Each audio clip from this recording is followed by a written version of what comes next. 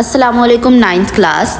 हमने new book की chapter number 1 physical quantities and measurement start किया हुआ था और आज हमारा लेक्चर नंबर 2 है। आज हम इसमें लेंथ मेजरिंग इंस्ट्रूमेंट्स को कवर करने की कोशिश करेंगे। नंबर 1 पे आपके पास लेंथ मेजरिंग इंस्ट्रूमेंट वो इंस्ट्रूमेंट होता है जिससे हम लेंथ को मेजर कर सकते हैं। आपकी बुक के अंदर फर्स्ट लेंथ मेजरिंग इंस्ट्रूमेंट है मीटर रूल। मीटर रूल आप इंची टेप टाइप का होता है, ठीक है। अब इसके अंदर आपको लिखा क्या हुआ है, length is generally measured using a metre rule in the laboratory. Laboratory के अंदर आम रूटीन में हम जो लेंथ को मेजर करते हैं वो हम मीटर रूल की मदद से करते हैं। The smallest division on main scale is 1 millimetre. ये बात आपने याद रखनी है कि जो हमारे पास स्मॉलेस्ट डिवीजन है उसकी मेन स्केल इसके ऊपर, ये बात आपने याद रखनी है कि स्मॉलेस्ट डिवीजन हमारी मीटर स्केल के ऊपर कितनी है, 1 मिलीमीटर है। यानी कि कम से कम रीडिंग जो हम ले सकते हैं मीटर स्केल से वो है हमारी 1 milli. Smallest measurement that can be taken with the millimetre rule is 1 millimetre. वही बात है जो इसका मतलब है स्मॉलेस्ट डिवीजन अगर 1 मिलीमीटर है तो इसका मतलब है जो कम से कम हम रीडिंग ले सकते हैं वो भी 1 मिलीमीटर की ही है। नेक्स्ट आपके पास लिखा हुआ है 1 millimetre is known as least count of metre rule. बेटा लीस्ट काउंट का मतलब होता है वो वाली रीडिंग जो हम किसी भी इंस्ट्रूमेंट से कम ले सकते हैं। अभी हमने बताया कि हम कम से कम कितनी मीटर रूल से रीडिंग ले सकते हैं, 1 मिलीमीटर। इसका मतलब 1 मिलीमीटर ही लीस्ट काउंट है किसका, मीटर रूल का। ये बात आपने याद रखनी है, एज एन MCQs है कि मीटर रूल का लीस्ट काउंट क्या है, 1 मिलीमीटर। काउंट की डेफिनेशन स्टार्ट हो रही है यहाँ से लेकर यहाँ तक इंस्ट्रूमेंट तक। लीस्ट काउंट, अब लीस्ट काउंट क्या होता है, least count is the smallest measurement. Smallest measurement होती है that can be taken accurately with an instrument, जो कि हम किसी भी इंस्ट्रूमेंट से सही तरीके से ले सकते हैं। वो कम से कम छोटी मेजरमेंट जो कि हम किसी भी इंस्ट्रूमेंट से ले सकते हैं उसके हम कहते हैं लीस्ट काउंट। नेक्स्ट आप इधर हेडिंग दें मेथड ऑफ यूज़ और method of measurement by using metre rule. तो हमने यहाँ पे पढ़ना है कि आप मीटर रूल को यूज़ करके कैसे किसी चीज़ को, किसी भी लेंथ को मेजर कर सकते हैं। ये चीज़ हमने अब पढ़नी है। To measure the length of an object, अगर हमने किसी चीज़ का ऑब्जेक्ट का लेंथ मेजर करना है तो आपने क्या करना है, the metre rule is placed in such a way. Metre rule को कुछ इस तरीके से रखें that its zero coincide 1 edge of object, कि एक साइड जो है ऑब्जेक्ट की वो उसके ज़ीरो से कंसाइड कर रही हो। And then the reading in front of other edge is the length of the object. जो उसकी दूसरे एंड पे रीडिंग आएगी वो हो रही होगी उसकी ऑब्जेक्ट की रीडिंग। जैसे कि फॉर एग्जांपल मैं यहाँ पे देखती हूँ, मेरे पास ये स्केल है, मैंने इसकी ये मेरे पास कोई वुड है, मैंने इसकी लेंथ को मेजर करना है, ठीक है। अब मैंने अपना मीटर रूल यहाँ से रखा और यहाँ से यहाँ तक रखा। अब यहाँ पे मैंने क्यों रखा, यहाँ पे मैंने बताया है कि आपने ज़ीरो कंसाइड 1 एज पे ज़ीरो, और जो लास्ट वाला जहाँ तक अदर एज पे हमारी जो रीडिंग आ रही होगी, हमारा अदर एज ये वाला है, इधर जो रीडिंग आ रही होगी वो हमारी एक्चुअल वैल्यू होगी लेंथ ऑफ एन ऑब्जेक्ट की। नेक्स्ट आप यहाँ पर सेटिंग आप लगाएंगे common source of error. Common source of error आप यहाँ पे लगाएंगे। इसके अंदर एरर कैसे आ सकता है हमने ये बात पढ़नी है। One common source of error come from the angle at which the instrument as read. अब हमने रीडिंग कर रहे हैं हम इंस्ट्रूमेंट से, ये देखें आपके पास मीटर रूल है। अब यहाँ से एक आई देख रही है, दूसरी आई देख रही है, तीसरी आई देख रही है। अब आपका एंगल अगर चेंज हो जाता है आई को, इसको मीटर रूल को देखने में, तो भी आपकी जो वैल्यू है वो गलत आने के चांसेस है। आप देखें बी वाली जो वैल्यू है वो बिल्कुल ऊपर है, उसके वर्टिकल है, एच के वर्टिकल है, तो उसकी वैल्यू कुछ आ रही है। ए की वैल्यू देखें वो थोड़ा सा टेढ़ा होकर देखेगा, उसकी वैल्यू कुछ है, और सी की वैल्यू कुछ और आ रही है। तो वो कह रहे हैं आप अगर एंगल आपका गलत है तो भी आपकी रीडिंग इनएक्यूरेट आ सकती है। आपने करना क्या, अब इससे बचने के लिए metre rule should either be tipped on its edge और read when the eye position is directly above the rule. आपने कब पढ़ना है, जब आपकी आई की पोजीशन क्या हो, अबव द मीटर रूल हो, तभी आपने उसको रीड करना है। Parallax error is due to the inaccurate position. अब जो हमारी इनएक्यूरेट पोजीशन आ रही थी ना मीटर रूल में, वो जो एरर आएगा ना असल में उसका नाम होता है पैरेलक्स एरर। जब भी हम गलत तरीके से, ये मीटर रूल है, अगर हम इधर से देखें तो हमारा जो एरर आ रहा होगा वो हमारा पैरेलक्स एरर आएगा, क्योंकि हमने देखना कैसे है, बिल्कुल उसके वर्टिकली अबव देखना है हमने। तो यहाँ पे क्या लिखा हुआ है, parallax error is due to inaccurate position of eye when taking the instrument. जब आप इंस्ट्रूमेंट ले रहे हो और आपकी इनएक्यूरेट पोजीशन ऑफ आई की, तो जो एरर आता है वो होता है हमारा पैरेलक्स एरर। अब इसको अवॉइड कैसे करेंगे हम? अवॉइड कैसे करेंगे?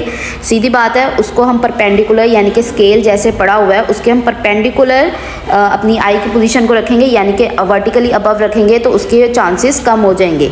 It can be avoid by using eye perpendicular to the scale, यानी कि ये हमारा स्केल है और अगर हम आई के परपेंडिकुलर कुछ इस तरीके से, यही परपेंडिकुलर डायरेक्शन होती है, कुछ इस तरीके से अगर हम देखें तो हमारी जो अवॉइड हो सकता है पैरेलक्स एरर। नेक्स्ट आपका लेंथ मेजरिंग इंस्ट्रूमेंट है वर्नियर कैलिपर। वर्नियर कैलिपर की पहली हेडिंग दी यूज़ का। It is an instrument use to measure small length. Small length को मैयर करने के लिए यूज़ होता है। अब कितनी small length? Down to 1/10 of millimetre. 1/10 of millimetre की लेंथ को मैयर करने के लिए यूज़ होता है। It can be use to measure thickness, diameter, width, depth of an object. इन सब चीज़ों को मैयर करने के लिए यूज़ होता है। 2 स्केल्स ऑन इट आर। इसके कितने स्केल है? 2 स्केल्स हैं। Number 1 is main scale which has marking of 1 millimetre, यानी कि मेन स्केल की जो स्मॉलेस्ट डिवीजन है वो कितनी है हमारे पास? 1 मिलीमीटर की है। And the second scale is vernier scale. ठीक है, वर्नियर स्केल स्लाइड स्केल को भी कहते हैं, ये मूवेबल स्केल होता है। मेन स्केल को फिक्स स्केल कहते हैं और वर्नियर स्केल को मूवेबल स्केल और स्लाइडिंग स्केल भी कहते हैं।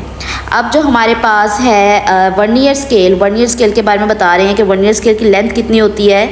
9 मिलीमीटर की लेंथ होती है और इसके पार्ट्स कितने होते हैं? 10 इक्वल पार्ट्स होते हैं। ठीक है, कुछ इस तरीके से होता है ये, और इसके अंदर 10 लाइंस होती हैं, सिर्फ 10 लाइंस होती हैं हमारे पास वर्नियर स्केल के अंदर। ठीक है, यहाँ तक आपके स्केल्स की हेडिंग हो गई है कंप्लीट। नेक्स्ट आप मूव करते हैं least count of vernier calliper. Least count of vernier calliper यहाँ से स्टार्ट करेंगे। Least count of vernier calliper is the difference between 1 main scale division and 1 vernier scale division. यानी कि least count of vernier calliper का कैसे निकाल सकते हैं? आपने 2 चीज़ों को माइनस करना है। सबसे पहले आपके पास जो 1 मेन स्केल की डिवीजन कितनी है, वो अभी हमने ऊपर पढ़ा है कि कितनी है? 1 मिलीमीटर है। और आपने दूसरी चीज़ आपने पढ़ी कि 1 वर्नियर स्केल डिवीजन कितनी है। अब 1 वर्नियर स्केल डिवीजन आपने नहीं पढ़ा, 1 वर्नियर स्केल डिवीजन आपको निकालनी पड़ेगी। देखिए 9 हमारे पास डिवीजन है, 9 हमारे पास लेंथ है और 10 डिवीजन है, यानी कि 9 डिवाइडेड बाई 10 करेंगे आप तो आपके पास आ जाएगा 0.9। ये आपके पास 1 वर्नियर स्केल डिवीजन आई है। जब आप इन दोनों को माइनस करेंगे तो आपके पास क्या आ जाता है? 0.1 मिलीमीटर, जो कि लीस्ट काउंट है वर्नियर कैलिपर का। अगर हमने इसको कन्वर्ट करना है सेंटीमीटर में तो आप 1 0 और लगाते हैं। देखें आपके पास आएगा 0.01 सेंटीमीटर। ये आपके पास आ जाएगा वर्नियर कैलिपर का लीस्ट काउंट इन सेंटीमीटर। ठीक है, नेक्स्ट आप मूव करें नीचे वाली लाइंस को आप कट कर सकते हैं। इसकी जगह पे मैं आपको एक फार्मूला लिखवा देती हूँ। यहाँ पर आप लिखेंगे लीस्ट काउंट, क्योंकि लीस्ट काउंट के 2 फार्मूलाज हैं, एक ओल्ड बुक में था और ये वाला जो है ये न्यू बुक के अंदर दिया गया। ओल्ड बुक वाला हम लिख लेते हैं, ओल्ड बुक इसको आप कट कर दीजिए चाहे। यहाँ पर आप नीचे लिखिए least count is equals to 1 small division on main scale over total number of division on vernier scale. अब देखें 1 smallest division on main scale कितनी है? 1 मिलीमीटर है। और total division on vernier calliper की टोटल डिवीजन्स कितनी होती हैं हमारे पास? अगर मैं यहाँ पे सॉल्व करूँ इसको, 1 मेन स्केल की डिवीजन मेरे पास 1 होती है और मेरे पास जो है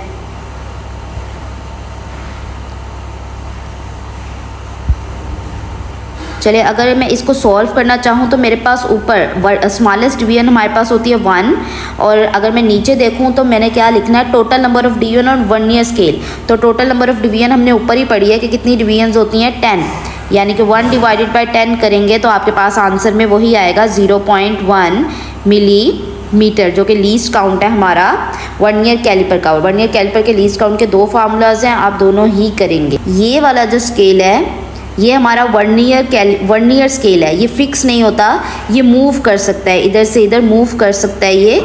और ये हमारे पास जाज होते हैं, आउटर जाज, इसके अंदर हम किसी भी चीज़ का हमने अगर डायामीटर लेना है, आउटर डायामीटर लेना है, एक्सटर्नल डायामीटर लेना है, तो हम इसके दरमियान में उस चीज़ को रखते हैं, ठीक है। ये हमारे पास हैं इनर जाज, ठीक है। नेक्स्ट ये हमारे पास टेल है और ये हमारे पास है मेन स्केल। अब नीचे हम पढ़ते हैं इनके यूजेस को, यहाँ तक कटिंग करें। Outer jaws are use to measure external dimension of an object, ठीक है। आउटर डायमीटर, आउटर जॉज का आपको पता चल गया। नेक्स्ट आप यहाँ से ये कट कर दीजिए और यहाँ पे लिखिए inner jaws are use to measure internal dimension of an object. Inner jaws क्या करते हैं, इंटरनल डायमेंशन देखते हैं। And next is tail, a narrow strip that project from behind the main scale known as tail। इसको क्या कहते हैं, हम tail कहते हैं। ये किस लिए यूज़ होती है, और depth gauge कहते हैं। It is used to measure the depth of hollow object for measurement using vernier caliper। कि हम वर्नियर कैलिपर को यूज़ करके लेंथ की मेजरमेंट कैसे कर सकते हैं। Suppose an object is placed between the 2 jaws. हमने ये सपोज करना है कि ये जो 2 जॉज हैं हमारे, इसके दरमियान में हमने किसी चीज़ को रख दिया है।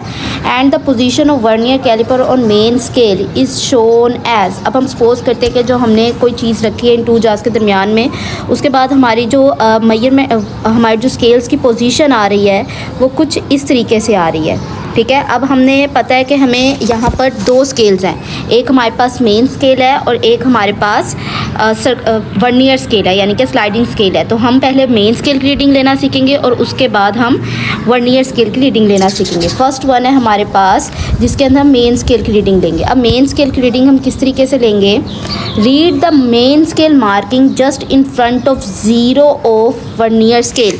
आपने क्या करना है, आपने देखना है कि वर्नियर स्केल का ज़ीरो किधर है और ज़ीरो के पास मेन स्केल की कौन सी वाली लाइन है। अब देखें ज़ीरो के पास मेन स्केल की 4.3 वाली लाइन बन रही है, ठीक है। जब हमने मेन स्केल की रीडिंग लेनी है तो हमने देखना है कि वर्नियर स्केल का ये जो ज़ीरो है हमारे पास, दोबारा से चेक करते हैं, ये जो हमारे पास वर्नियर स्केल का ज़ीरो है ये हमारा मेन स्केल की कौन सी वाली लाइन से पास है। अब यहाँ पर वो कह रहे हैं 4.3 के ऑलमोस्ट ये पास है, ठीक है। तो हमारी रीडिंग जो मेन स्केल की होगी, मेन स्केल में आपने हमेशा ऊपर वाली स्केल की मेजरमेंट लेनी है, यानी कि ऊपर वाले स्केल में आपने काउंटिंग करनी है। तो ये बता रहे हैं कि आपकी मेजरमेंट क्या आ रही है, 4.3। आपने ज़ीरो को चेक करना है, वर्नियर स्केल के ज़ीरो ऊपर वाले स्केल में कहाँ पे टच कर रहा है आपने ये देखना है। नेक्स्ट है आपके पास find the vernier scale marking. अब आपने वर्नियर स्केल की मार्किंग किस तरीके से लेनी है। वर्नियर स्केल की मार्किंग के लिए वो कह रहे हैं मार्किंग और division which is in line with any of the main scale marking.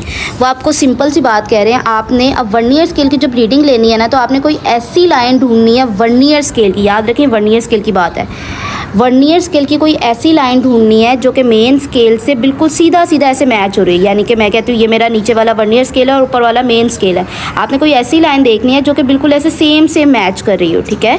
और आप देखें आपने वर्नियर स्केल की रीडिंग ले रहे हैं आप, तो आप नीचे वाली लाइंस को काउंट करेंगे, अब ऊपर वाली लाइंस को काउंट नहीं करेंगे। जैसे आपने जब 4.3 लिया था तो आपने ऊपर वाली लाइंस को काउंट किया तो 4.3 करके, ठीक है।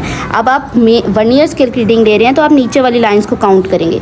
चलें देखते हैं, काउंट करते हैं अब हम। आप जरा चेक करें, फोर्थ वाली लाइन, दिस वन, फोर्थ वाली जो हमारी लाइन है ये वाली, ये बिल्कुल सीधी मैच हो रही है।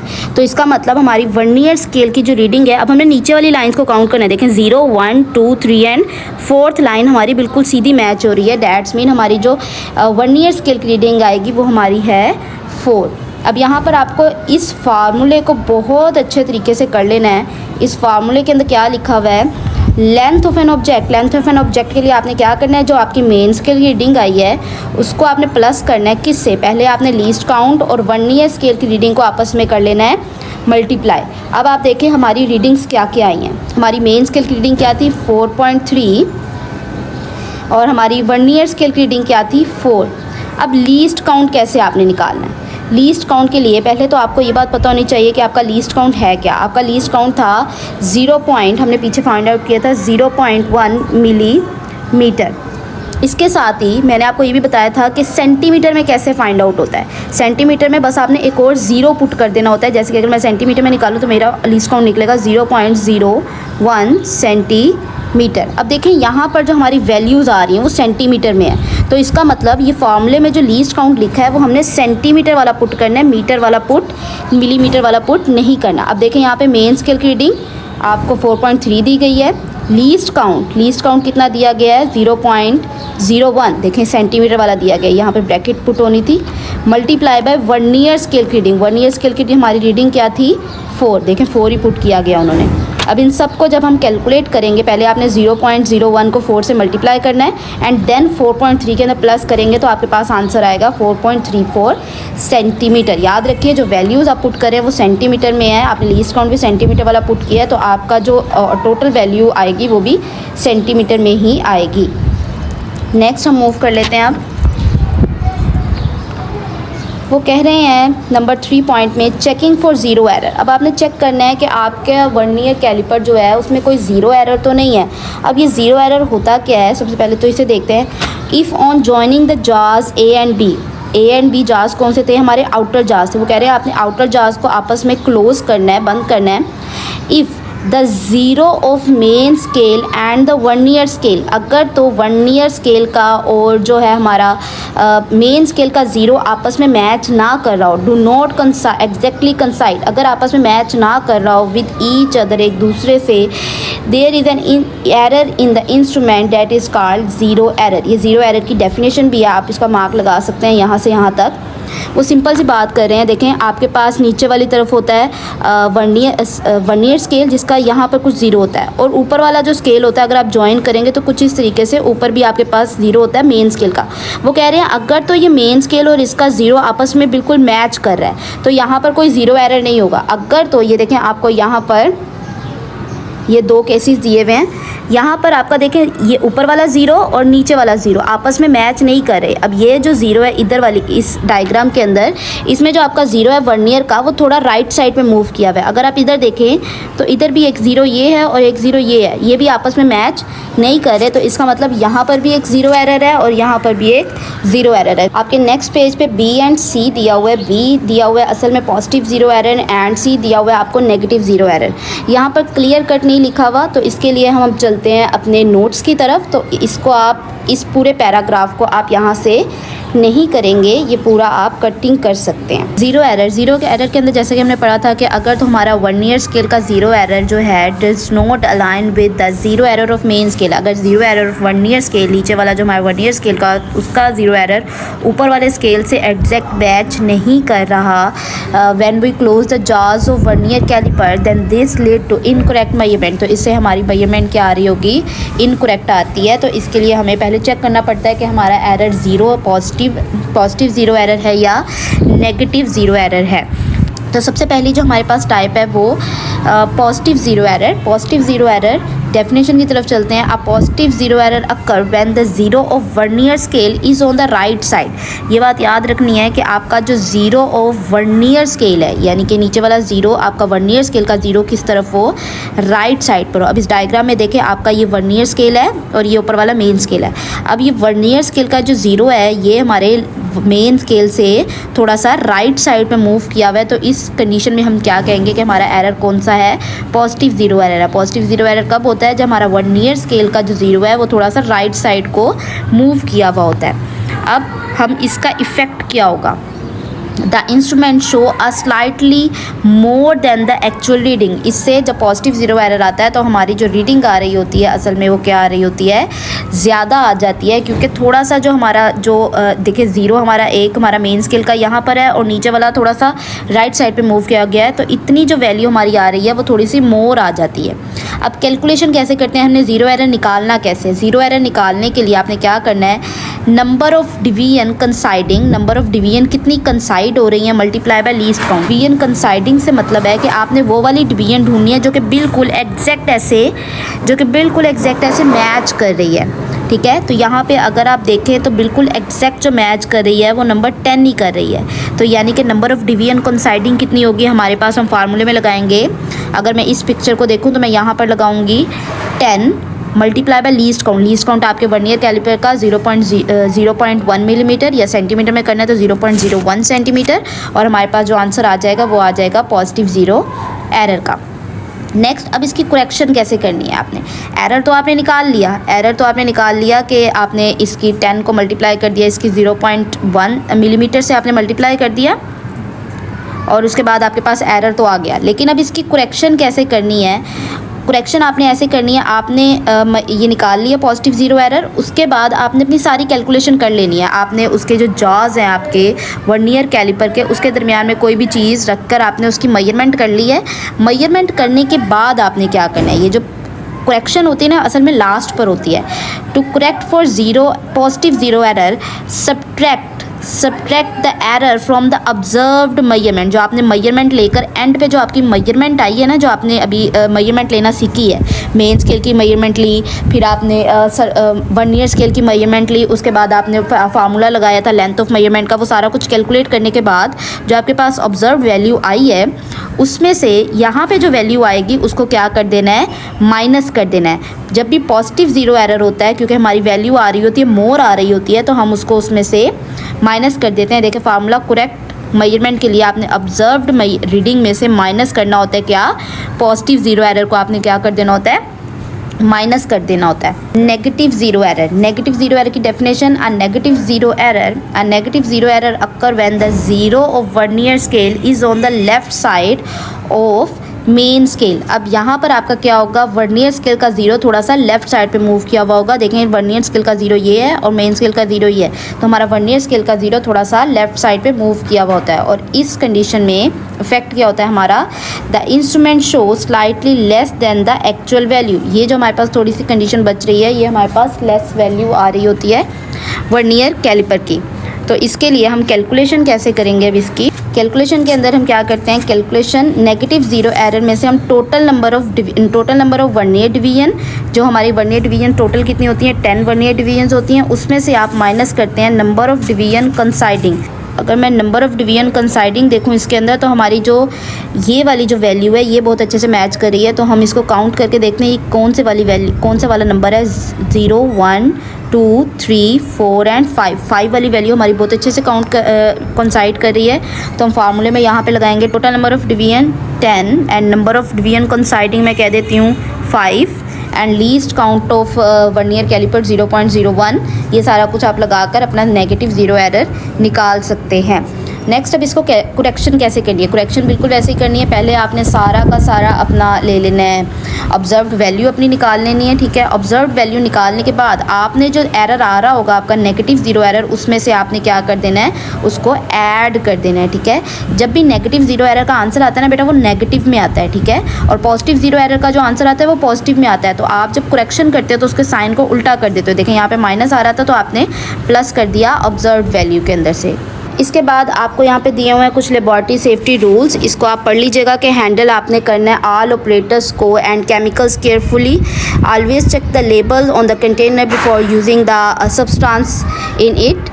Number 2, do not taste and any chemical unless you otherwise instructed by the teacher. किसी भी केमिकल को आपने टेस्ट नहीं करना, ये आपको एज सच शॉर्ट क्वेश्चन में पूछा जा सकता है, ठीक है। डू नॉट ईट, ड्रिंक और play in the laboratory. Number last 4th one, do not tamper with electrical mains and other fittings in the laboratory. Never work with electricity near water. Do not place flammable substance near neck flame. Number last one, wash your hand after all laboratory works. आप इसके अंदर से कुछ 3 to 4 आप कर लीजिए ताकि आपको शॉर्ट क्वेश्चन में ये क्लियर हो जाए टॉपिक। नेक्स्ट चलते हैं हम micrometer screw gauge. Micrometer screw gauge भी एक हमें पता है लेंथ मेजरिंग इंस्ट्रूमेंट है। सबसे पहले आप यहाँ पर हेडिंग दे दें यूज़ का। यूज़ के अंदर आप क्या पढ़ेंगे कि किस किस चीज़ के लिए यूज़ होता है। जैसे हमने वर्नियर स्केल में पढ़ा था, it is use to measure very small length. यहाँ पे याद रखें, जब हमने वेरी स्मॉल लेंथ को आपने मेजर करना है तो आपने माइक्रोमीटर स्क्रू गेज को यूज़ करना है बेटा। माइक्रोमीटर का मतलब होता है छोटा, माइक्रो मीन्स छोटा, very small.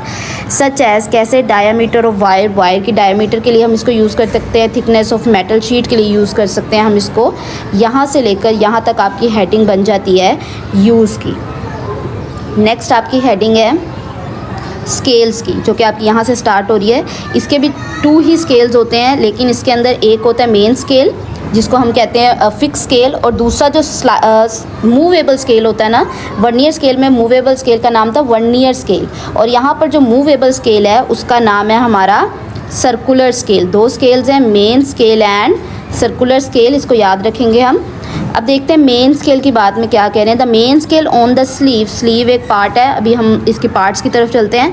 Main scale on the sleeve which has marking of, marking कितनी होती है मेन स्केल के ऊपर, 0.5 मिलीमीटर, यानी कि अगर हम कहें smallest division on main scale is 0.5 millimetre. And the circular scale on the thimble, thimble भी एक पार्ट है हमारे स्क्रू गेज का, जिसे हम आगे पिक्चर के अंदर डिस्कस करेंगे डायग्राम में। विच हैज़ 50 डिवीजन, अब ये हमारे पास बता रहे हैं जो सर्कुलर स्केल के ऊपर कितनी डिवीजन्स होती हैं, 50। ये बात आपने याद रखनी है कि जो हमारे पास वर्नियर स्केल था उसके ऊपर कितनी डिवीजन्स थी, 10, और यहाँ पर जो सर्कुलर स्केल है उसके ऊपर डिवीजन्स कितनी है, 50। Some instruments may have main scale marking of 1 millimetre. वो कह रहे हैं कुछ ऐसे इंस्ट्रूमेंट भी होते हैं माइक्रोमीटर स्क्रू गेज के जिसके अंदर मेन स्केल की रीडिंग कितनी होती है, 1 मिलीमीटर भी होती है, और 100 डिवीजन्स भी होती हैं उसकी सर्कुलर स्केल की रीडिंग पे, बट नॉर्मली हम ये वाला यूज़ करते हैं, ऊपर वाला। नेक्स्ट आपके पास आ जाता है, यहाँ तक आपके स्केल्स की हेडिंग ख़त्म हो गई है। नेक्स्ट आप हेडिंग दें पिच ऑफ स्क्रू गेज, यहाँ पर आप हेडिंग दे दें pitch of screw gauge. When the thimble mark 1 complete turn, जब टिम्बल पूरा घूमता है, 1 कंप्लीट टर्न लेता है एक टिम्बल, द स्पिंडल मूव 0.5 मिलीमीटर, जो हमारा स्पिंडल है वो हम उसके अंदर क्या मूवमेंट होती है कि वो 0.5 मिलीमीटर घूम जाता है। यहाँ पे डायग्राम्स देखते हैं, वो कह रहे हैं कि जब आपका ये टिम्बल जब आप इसको मूव करते हैं, ये असल में मूव होता है सर्कुलर मोशन में, ये मूव होता है। वो कह रहे हैं कि जब ये टिम्बल को आप मूव करेंगे तो ये जो स्लीव है, स्पिंडल है आपका, वो मूव कर जाएगा 0.5 मिलीमीटर, ये आगे की तरफ मूव कर जाता है। जब आपका टिम्बल एक कंप्लीट राउंड लेता है तो आपका स्पिंडल जो है 0.5 मिलीमीटर आगे की तरफ मूव कर जाता है। When the thimble make 1 complete mark, जब एक टिम्बल 1 कंप्लीट मार्क लेता है, the spindle move 0.5 millimetre on the main scale which is called pitch of screw gauge, जिसको हम क्या कह देते हैं कि ये क्या है, पिच ऑफ स्क्रू गेज। हमने देखना है कि हमारा लीस्ट काउंट निकालने का क्या तरीका है माइक्रोमीटर स्क्रू गेज का। तो उसके अंदर कह रहे हैं pitch of screw gauge. Pitch of screw gauge अभी हमने पढ़ा, पिच ऑफ स्क्रू गेज क्या होता है, pitch of screw gauge divided by total number of division on circular scale. Pitch of screw gauge कितनी है हमारे पास, 0.5 मिलीमीटर, ये लिखना है हमने। Next total number of division, ये आपने देख लेना, आपके सर्कुलर स्केल के ऊपर अगर 100 है तो आप 100 लिखेंगे, अगर 50 है तो आप 50 लिखेंगे। अब यहाँ पर 50 लिखा हुआ है, इन दोनों को जब आप डिवाइड करेंगे तो आपके पास आएगा 0.01 मिलीमीटर। अगर मैं इसको सेंटीमीटर में कन्वर्ट करूँ तो क्या आएगा मेरे पास, 0.001 सेंटीमीटर। अब यहाँ से हम इसके पार्ट्स की तरफ देखते हैं। ये जो जगह है anvil and spindle, anvil and spindle के दरमियान में जो चीज़ हमने मैयर करनी होती है, जिस चीज़ का डायामीटर, जिस चीज़ की थिकनेस हमने मैयर करनी होती है, वो हम इधर रखते हैं इसके एनविल एंड स्पिंडल के दरमियान में। The object that is to be measured is place between the anvil and spindle. आपको पता होना चाहिए एनविल एंड स्पिंडल क्या है। ये जो चीज़ है जिसके ऊपर मार्किंग हुई हुई होती है हमारी मेन स्केल की, उसको कहते हैं हम sleeve. Then this one is the timbal, circular scale timbal. Timbal is turned to move the spindle. ये जो हम मूव करते हैं, ताकि इसको हम टिम्बल को मूव करते हैं ताकि हमारा ये जो स्पिंडल है ये आगे की तरफ मूव कर सके। ये हमारे पास रेंच होता है। अब रेंच का काम क्या है, व्हाट इज़ द, यहाँ पे क्वेश्चन लिखें एक, what is the role of wrench in screw gauge. The wrench provide over tightening. अब ये रेंच क्या करता है, हमें ओवर टाइटनिंग से प्रिवेंट करता है bye making a click sound. जब आप इसको मूव करते हैं, अगर तो हमारा स्क्रू गेज जो रेडी है मेजरमेंट के लिए, तो ये क्लिक साउंड देगा कि और ज़्यादा इसे टाइट ना किया जाए। By making a click sound when the micrometer is ready to read. ये क्लिक साउंड दे देता है जब अगर हमारा माइक्रोमीटर स्क्रू गेज रेडी हो रीडिंग के लिए। नेक्स्ट आप इसको बहुत अच्छे तरीके से करेंगे। मेजरिंग टेप की आपको रेंज याद होनी चाहिए और सबसे ज़्यादा आपको लीस्ट काउंट याद होना चाहिए। मीटर रूल आपको इसका मिलीमीटर में याद होना चाहिए और सेंटीमीटर में भी आप काइंडली याद करने की कोशिश करें। देखिए सेंटीमीटर में आप इसका क्या आएगा, 0.1 सेंटीमीटर। वर्नियर कैलिपर का 0.1 मिलीमीटर है, ये आपको याद करना है। और सेंटीमीटर में अगर मैं कहूँ तो क्या आएगा, 0.1 सेंटीमीटर। मीटर। यहाँ पे micrometer screw gauge, micrometer screw gauge का लीस्ट काउंट आपको याद होना चाहिए, और इसका अगर मैं कहूँ सेंटीमीटर में तो आपको क्या आएगा 0.001 सेंटीमीटर। ठीक है, ये आपने इसकी रेंजेस और लीस्ट काउंट कर लेना है, ये MCQs के अंदर आते हैं। Checking for zero error, checking for zero error same बात है। पहले तो हमने देखना है कि ज़ीरो एरर है या नहीं। तो इसके अंदर क्या लिखा हुआ है, if the zero of circular scale, अगर ज़ीरो सर्कुलर स्केल का coincide with the horizontal line, अगर तो ये देखें ये सर्कुलर स्केल है ये वाला, और ये हमारे पास मेन स्केल है। उन्होंने कहा है कि ये जो आपका सर्कुलर स्केल का ज़ीरो है वो हॉरिजेंटल लाइन के साथ मैच कर रहा है। अगर तो ये मैच कर रहा है, आप देखें इस कंडीशन में बिल्कुल सीधा सीधा मैच कर रहा है, तो इस कंडीशन में कोई there is no zero error, तो इस कंडीशन में कोई भी ज़ीरो एरर नहीं होगा। अब अगर आप इन पिक्चर्स के अंदर देखें, ये A एंड B पिक्चर के अंदर देखें, हमारा ज़ीरो की लाइन ये है और ये ज़ीरो ये रहा, तो इसका मतलब है यहाँ पे there is a huge difference between zero of main scale and zero of circular scale, तो यहाँ पर एक एरर होगा। अगर मैं नीचे देखूँ तो ये देखें ये हमारे पास ज़ीरो की ये वाली लाइन है और हॉरिजेंटल लाइन हमारे पास नीचे है, तो इसका मतलब यहाँ पर भी हमारा एरर है। अब इसके अंदर भी एक पॉजिटिव ज़ीरो एरर होता है और एक नेगेटिव ज़ीरो एरर होता है, तो हमने देखना है इसमें से पॉजिटिव ज़ीरो एरर कौन सा है और नेगेटिव ज़ीरो एरर कौन सा है।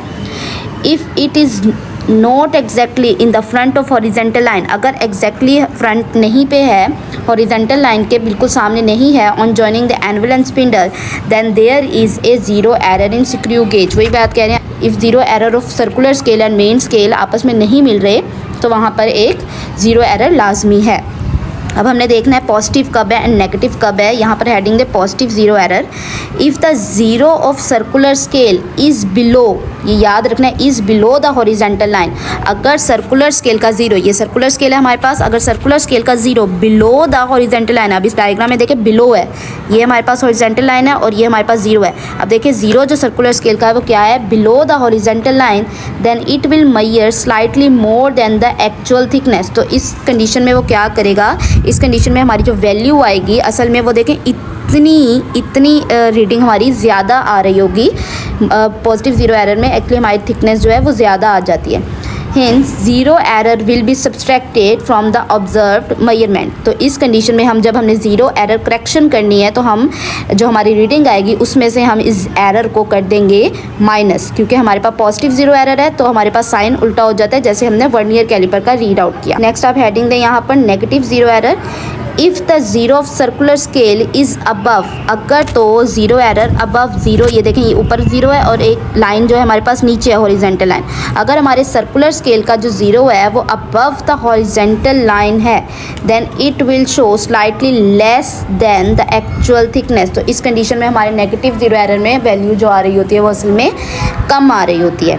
और इसको हम करेक्ट कैसे करेंगे, यहाँ पर आप हेडिंग दे सकते हैं करेक्शन की, the zero error will be added to the observed measurement. तो इस कंडीशन में आप क्या करते हैं, जो हमारे पास ऑब्जर्व्ड मेजरमेंट आ रही होती है उसके अंदर जो एरर होता है हमारा उसको क्या कर देते हैं, ऐड कर देते हैं। ठीक है, मेजरमेंट यूजिंग स्क्रू गेज। अब मेजरमेंट लेनी है हमने बाय यूजिंग स्क्रू गेज।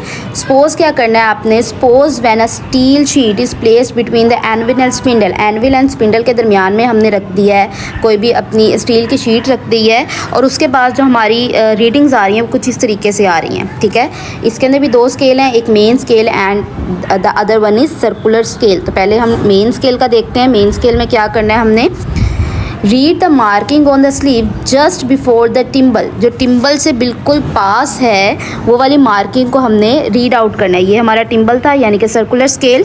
अब हमने मेन स्केल की रीडिंग फाइंड आउट कर रहे हैं, तो हमने मेन स्केल की रीडिंग फाइंड आउट करने के लिए हमने वैल्यू भी इसी की लेनी है। अब आपने देखने कितनी लाइन्स आपको नज़र आ रही हैं, देखिए 0 1 2 3 4 5 एंड 6.5। देखें आगे हमें 7 नज़र नहीं आ रहा लेकिन थोड़ा सा पार्ट तो नज़र आ रहा है ना, तो इट शोज 6.5 मिलीमीटर। नेक्स्ट है हमारे पास circular scale. Read the circular scale which is in line with the main scale. Circular scale के लिए आपने क्या देखना है, आपने देखना है ये जो हॉरिजेंटल लाइन आपकी है उसके सामने क्या है हमारे पास, उसके सामने देखिए हमारे पास है 25। तो हमारे पास जो सर्कुलर स्केल की रीडिंग शो हो रही है वो क्या है हमारे पास 25। आपने सर हॉरिजेंटल लाइन के बिल्कुल सामने देखना होता है क्या वैल्यू लिखी हुई है। इसके अंदर आपने ये वाला फार्मूला बहुत अच्छे से कर लेना है, थिकनेस वाला। Thickness is equals to main scale reading. अब आपको पता हो मेन स्केल रीडिंग हमने क्या अभी भी की है 6.5 की है। सर्कुलर स्केल रीडिंग हमारी 25 आई है। अब देखें हमने यहाँ पर मिलीमीटर लिया है, ठीक है, मिलीमीटर। तो यहाँ पे लीस्ट काउंट भी हम क्या लगाएंगे, मिलीमीटर वाला, 0.01 मिलीमीटर। सबसे पहले आपने क्या करना है, इन दोनों को कर देना है मल्टीप्लाई, 0.25 मिलीमीटर आया, और इसको और 6.5 मिलीमीटर को आपने कर देना प्लस, जो कि आपके पास आएगा 6.75 मिलीमीटर।